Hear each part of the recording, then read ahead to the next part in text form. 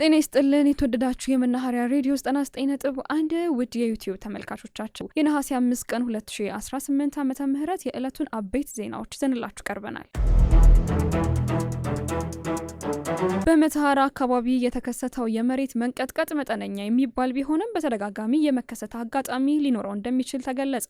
በመተሃራ አካባቢ በሄክታር ስኬል 4.6 የተለካው የመሬት መንቀጥቀጥ መከሰቱን ተከትሎ መናኸሪያ ሬዲዮ የአዲስ አበባ ዩኒቨርሲቲ የስነ ምህዳርና ስነ ፈለክ ጥናትና ምርምር ተቋምን ጠይቋል። የተቋሙ ዳይሬክተር ዶክተር ብርሃኑ አበራ በሰጡት ማብራሪያም የመሬት መንቀጥቀጡ ከመተሃራ በደቡብ ምስራቅ 20 ኪሎ ሜትር አካባቢ መሆኑን ገልጸው ክስተቱ በዋናነት በታላቁ ስምጥ ሸለቆ ባለው የመሬት እንቅስቃሴ ሳቢያ በሚፈጠር የድምጽ ሞገድና የቅልጥ አለት ፍሰት አማካኝነት የሚከሰት ነው ብለዋል። የመሬት መንቀጥቀጡ የተከሰተበት አካባቢ በባለፈው ዓመት ከፍተኛ የሆነ የመሬት መንቀጥቀጥ ለነበረበት የፈንታሌ አካባቢ ቅርብ ርቀት ላይ እንደሚገኝ የገለጹት ዳይሬክተሩ በመተሃራ ላይ የተከሰተው የመሬት መንቀጥቀጥ መጠኑ መካከለኛ የሚባል በመሆኑ በአካባቢው ላይ የሚያስከትለው የከፋ ጉዳት እንደሌለም ገልጸዋል። ነገር ግን አካባቢው ላይ ከፍተኛ የሆነ የቅልጥ አለት ያለበት በመሆኑ ከዚህ በኋላም በስፋት የመከሰት እድል እንዳለው ጠቅሰው በአካባቢው የሚገነቡ የመኖሪያ ቤቶች በተናጠል መልኩ ሊሆኑ እንደሚገባም አሳስበዋል።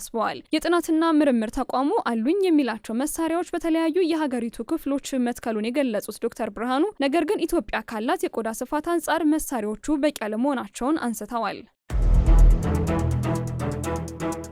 በምክክር ሂደቱ እጅግ ሊያጨቃጭቁ ይችላሉ ተብለው ተሰክተው በነበሩ አጀንዳዎች ላይ ተመካካሪዎች ወደ መግባባት እየመጡ መሆኑ ተገለጸ። የኢትዮጵያ ሀገራዊ ምክክር ኮሚሽን በምክክር ሂደቱ እጅግ ሊያጨቃጭቁ ይችላል ተብለው ተሰክተው በነበሩ አጀንዳዎች ላይ ተመካካሪዎች አስቀድመው ወደ መግባባት እየመጡ መሆናቸውን አስታውቋል። አሁን ላይ ተመካካሪዎች 500 ወዳላቸው 8 ቡድኖች በመምጣት 500ዎቹ ከስልታዊ 250 የሚቀርቡ ምክረ ሀሳቦች ላይ እየመከሩ ለ500ዎቹ የደረሱበትን እያቀረቡ መሆናቸውን የገለጹት የሀገራዊ ምክክር ኮሚሽኑ ዋና ኮሚሽነር ፕሮፌሰር መስፍን አርአያ የምክክር ሂደቱ በመልካም ሁኔታ እየሄደ መሆኑን አስረድተዋል። ምክክር ሂደቱ ቅሬታ ላላቸው ተመካካሪዎች ኮሚሽኑ አስቀድሞ የቅሬታ መቀበያ ስርዓትን ስለዘረጋ በዚያ መንገድ ቅሬታዎቹን እያስተናገዱ መሆናቸው በመግለጽ አሁን ባለው ሁኔታ ጭቅጭቅና አለመግባባት የሚጠበቅ ነው። ይሁን እንጂ እስካሁን ጉልህ አለመግባባት አለመከሰቱንም አመላክተዋል። ይሁን እንጂ በምክክር ሂደቱ በተመካካሪዎች መካከል የአፍ ወለምታዎች እንደሚያጋጥሙ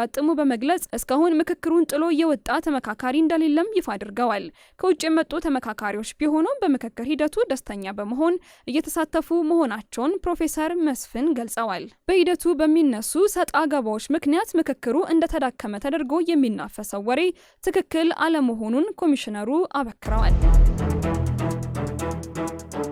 በአስፈጻሚዎች ዘንድ በሚታይ ክፍተት ምክንያት ሙስና እየተስፋፋ እንደሚገኝ ተገለጸ። ሙስናን ለመከላከል በሕግ በኩል ክፍተት ባይኖርም በአስፈጻሚዎች ላይ ሰፊ ድክመት እንደሚስተዋል የሕግ ባለሙያዎች ለመናኸሪያ ሬዲዮ አስታውቀዋል። ሀገሪቱ በቂ የሕግ ማዕቀፎች ያሏት ቢሆንም ሕጉን በተግባር በሚያስፈጽሙ ተቋማትና አመራሮች ክፍተት ምክንያት ችግሩ ሊሰፋ እንደቻለ የሕግ ባለሙያው አቶ ዮናስ ወልደየስ ተናግረዋል። በተለይም የተቋማት የበላይ ኃላፊዎች ስራቸውን በግልጽነትና በተጠያቂነት ባለመምራታቸውና በስራቸው ስር የሚፈጸሙ የሙስና ተግባራትን ባለመመልከታቸው ችግሩ እየተስፋፋ መምጣቱንም ገልጸዋል። ሙስናን በዘላቂነት ለመከላከል በተቋማት መሪዎች ላይ ጥብቅ ተጠያቂነት ሊሰፍን እንደሚገባ የጠቆሙት አቶ ዮናስ ሀብት ከተዘረፈ በኋላ ከመከታተል ይልቅ አሰራሮችን በማዘመን ቴክኖሎጂን በመጠቀምና የአገልግሎት አሰጣጥን ከአካል ንክኪ ነጻ በማድረግ ቀድሞ የመከላከል ስራ ላይ ትኩረት ሊደረግ እንደሚገባ አሳስበዋል። በሀገሪቱ ህገ መንግስት ሶስቱም የመንግስት አካላት እርስ በእርሳቸው ቁጥጥርና ሚዛን እንዲያደርጉ ተደርገው በመዋቀራቸው በህጉ በኩል የሚታይ ክፍተት የለም ሲሉ ሌላኛው የህግ ባለሙያ